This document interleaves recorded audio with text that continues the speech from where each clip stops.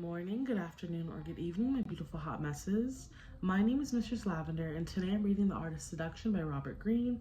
I'm on page 28, starting with the natural. And before we begin, make sure to like, comment, and subscribe, and turn your post notifications on. Let's begin. Childhood is the golden paradise we are always consciously and unconsciously trying to recreate. The natural embodies the longed-for quality of childhood: spontaneity, sincerity, unpretentiousness.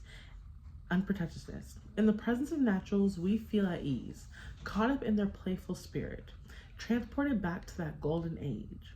Naturals also make a virtue out of weakness, eliciting our sympathy for their trials, making us want to protect them and help them. As with the child, much of this is natural, but some of it is exaggerated, a conscious seductive maneuver.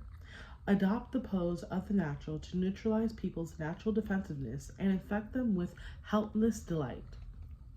Psychological traits of the natural. Children are not as guiltless as we like them to imagine. They suffer from feelings of helplessness and sense early on the power of their natural charm to remedy their weakness in the adult world. They learn to play a game.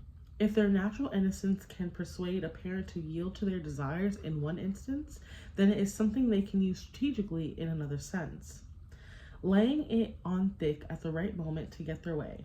If their vulnerability and weakness is so attractive, then it is something they can use for effect. A child represents a world from which we have been forever exiled, because adult life is full of boredom and compromise. We harbor an illusion of childhood as a kind of golden age, even though it can often be a period of great confusion and pain. It cannot be denied, however, that childhood had certain privileges, and as children we had a pleasurable attitude to life. Confronted with a particular charming child, we often feel wistful.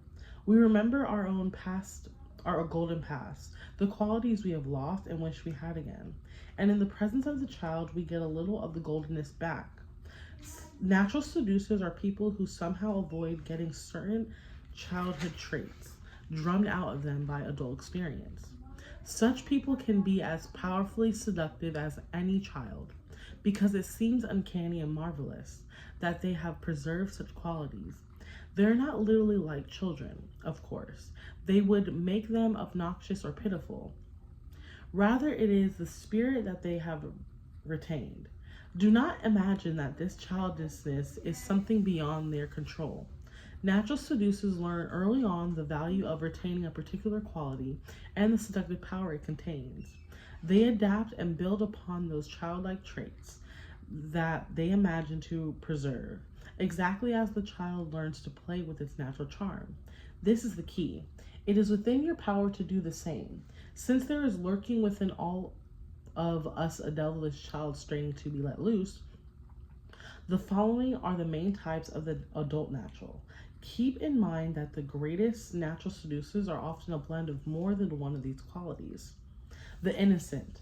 The adult natural is not truly innocent. It is impossible to grow up in this world and retain total innocence.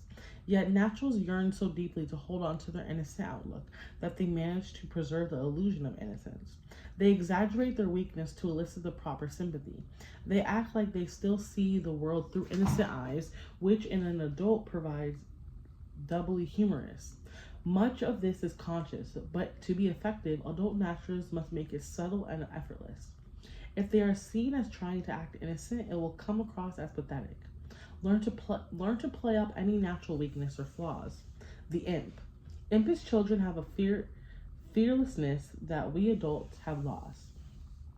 That is because they do not see the possible consequences of their actions, how some people might be offended, how they might physically hurt themselves in the process.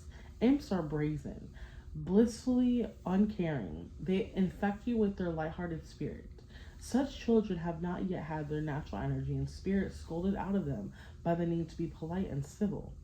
Secretly, we envy them. We want to be naughty too. Adult imps are seductive because of how different they are from the rest of us.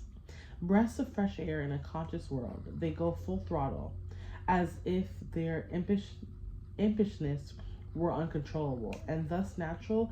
If you play the part, do not worry about offending people now and then. You are too lovable, and inevitably they will forgive you. The wonder. A wonder child has a special, inexplicable talent, a gift for music, for mathematics, for chess, for sport. At work in the field in which they have prodigal skill, these children seem possessed and their actions effortless. If they are artists or musicians, Mozart types, their work seems to spring from some inborn pulse, requiring remarkably little thought. If it is a physical talent that they have, they are blessed with unusual energy, dexterity, and spontaneity. In both cases, they seem talented beyond their years. This fascinates us. Adult wonders are often former wonder children who have managed remarkably to retain their youthful impulsiveness and improvisational skills. To play the wonder, you need some skill that seems easy and natural, along with the ability to improvise. If in fact your skill takes practice, you must hide this and learn to make your work appear effortless. The more you hide the sweat behind what you do, the more natural and seductive it will appear. The undefensive lover. As people get older, they protect themselves against painful experiences by closing themselves off.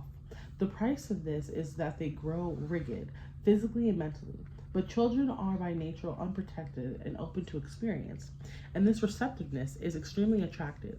In the presence of children, we become less rigid, infected by their openness. This is why we want to be around them. Undefensive lovers have somehow circumvented the self-protective process, retaining the playful receptive spirit of the child. The defensive lovers lowers the habitations of his or own target, a crucial part of seduction. Be open to influence from others, and they will be more easily to fall under your spell. The symbol, the lamb, so soft and endearing. At 2 days old, the lamb can gambol gracefully. Within a week, it is playing follow the leader. Its weakness is part of its charm. The lamb is pure innocence, so innocent we want to possess it, even devour it. I'm stopping there. I'm stopping on page 34, the croquette, and I'll do that next episode. But thank you again for joining me. Again, my name is Mistress Lavender. I'm reading The Art of Seduction by Robert Greene, and I'll see you next episode on page 34. Bye. Have a great day and stay safe.